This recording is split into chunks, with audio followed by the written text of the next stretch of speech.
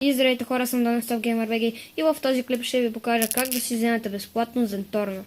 Не само Зенторно, и Динка и такива неща. И сега, с мен е Милен. Ехо. И ще ви покажем мястото, което трябва да отидете. Грешна кола. Не искаме да си го пропиляваме това. Защото е Но доста ценно. то се купува това място от играта. Аз си го купих за $40. А така, нека да отидем. Сега ще... Къде отиваш? Към мястото. То не е там, да, ама... Айде. И виждате един син паркинг. Това е мястото, не знам. Близо до къщата на Майкъл.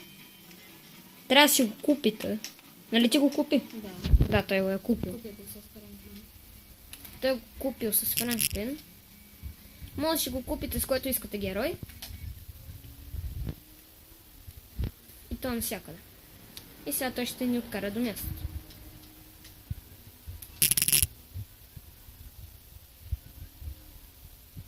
Извинявам се, че снимам с телефона, а не от телевизора. Просто тук няма такава програма. И ето това е мястото.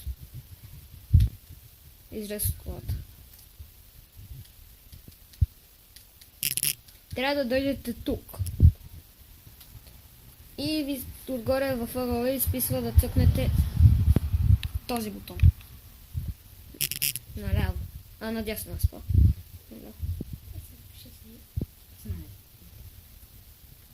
Да. И ние сме си харесали 4 коли и сме ги оставили в гаража. Ето това сте. Безплатно. Зенторно, Динка, 6x6 джип и там последната кола не я знам. Опа, батерията ми пада. Нищо. Сега, когато влезете в гаража, изчакайте няколко секунди и ще ви покажа ето това. Цъкате го и ви се показва страница с коли. И може да си изберете някоя кола и като си изберете, примерно, цъкни Зенторно. Когато си изберете Зенторно и той ви пуска с Зенторното. И се надявам да ви е харесал и до скоро.